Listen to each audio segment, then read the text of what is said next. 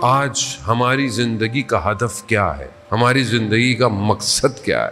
آج آپ دیکھیں کہ ہمارے ایک بڑی تعداد زندگی کا ہدف ہی کوئی نہیں ہے، اگر ہے بھی تو وہی شارٹ کٹ، وہی جو دنیا نے انسان کے ذہنوں میں ڈالا ہوا، یہ کر لو، وہ کر لو، یوں کر لو، یہ کر لو۔ شخصیت نہیں بن رہی کیونکہ ہدف نہیں ہے۔ قرآن کردار سازی کو بیان کر رہا ہے، جب جوانوں کا ذکر کرتا ہے۔ خوب بنی اسرائیل میں ایک جوان ہے جس کا نام آل یاسین ہے، جو حضرت موسیٰ علیہ السلام کے اس وقت جب انہوں نے کہا وہ خدا پرست ہے، اس نے باقاعدہ اعلان کیا ہے، باقاعدہ اسے پھر مارا گیا، اور بہرحال اس کے ساتھ جو اسے مار دیا گیا۔ خوب یہ طاقت جوانی کے اندر، جب تک ہدف نہیں ہو اسٹیبلٹی، رکاوٹ نہیں آ سکتی۔ اب آپ گھر سے نکلے، آپ کا ہدف ہی کوئی نہیں ہے، آپ کبھی ادھر چلے گئے، کبھی ادھر چلے گئے، کبھی ادھر چلے گئے، واپس آ گئے، کچھ بھی نہیں ہے، ہدف ہی نہیں ہے زندگی میں۔ جب آپ کچھ گھنٹوں کے لیے، ابھی آپ اپنے گھر سے آئے، دور سے آئے، قریب سے آئے، بس پہ آئے، بائک پر آئے، گاڑی پر آئے، پیدل آئے، لیکن آپ کا ہدف ہے نا کہ ہم یہاں سے نکلے ہیں، ہم نے یہاں پہنچنا ہے، وہ یہ ہدف ہے۔ یہ ہدف پورا کیا، پھر آپ نے واپس جانا ہے۔ اب کتنے گھنٹے کا ہوا جو بھی آپ، تو چند گھنٹے کا سفر آپ نے با ہدف کیا۔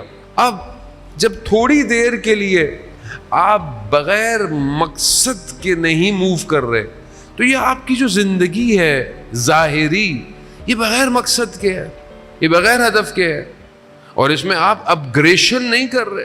ہدف کیا ہونا چاہیے؟ خدا بولیں جی میں تو پڑھ رہا ہوں، پڑھائی میرا ہدف، یہ میرا ہدف ہے۔ وہ یہ دیکھیں، یہ دنیا کے جو سسٹم ہے یہ بہت اچھے ہیں، ان کو آپ نے اور بہتر کرنا ہے، اس کی کاؤنسلنگ کریں، بہتر سے بہتر اپنے آپ کو آگے کی طرف بڑھیں، لیکن اصل مقصد بندگی ہے، اصل مقصد خدا کی عبودیت ہے۔ ہو سکتا ہے آپ اپنی جوانی میں دنیا سے چلے جائیں تو آپ خدا سے کیا بولیں گے؟ پروردگار تو نے تو مجھے موقع ہی نہیں دیا، میں بوڑھا ہوتا تو تیری بندگی کرتا، ابھی تو میں جاب کر رہا تھا، ابھی تو میں یہ کر رہا تھا۔ ایسا نہیں ہے ذہن محترم۔ کربلا ہر لمحے میں بندگی ہے، بچہ بھی ہے تو بندگی ہے، بزرگ بھی ہے، اصل ہدف بندگی ہے۔ اس بندگی کے لیے میری کوئی پلاننگ ہے یا نہیں ہے؟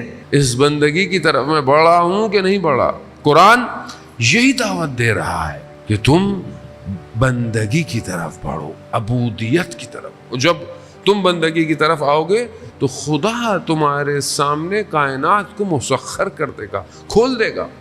جب تمہارا ارادہ قوی ہوگا، مضبوط ہوگا، تو خدا تمہارے لیے بند سے بند دروازے کھول دے گا۔ جوانی، حضرت یوسف، 7 دروازے بند ہیں، سامنے زلیخا ہے، زلیخا اپنا تقاضا کر رہی ہے، مصر کا وہ دور، اس میں زلیخا کا کردار، اس میں 7 دروازے بند، زبان زد عام پر زلیخا کی زیبائی اور حسن اور جمال لوگوں کو پتا تھا۔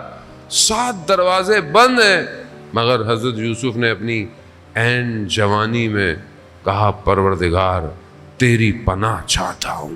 ہدف، اللہ کے وہ نبی ہیں، تو کیا کہا؟ یوسف گھوم جاؤ، بند دروازے خدا نے کھول دیے۔ ہو اگر ہم بھی خدا کی خاطر اگر کسی گناہ سے نگاہوں کو جھکا لیں تو خدا ہمارے لیے بھی بند دروازوں کو کھول دے گا۔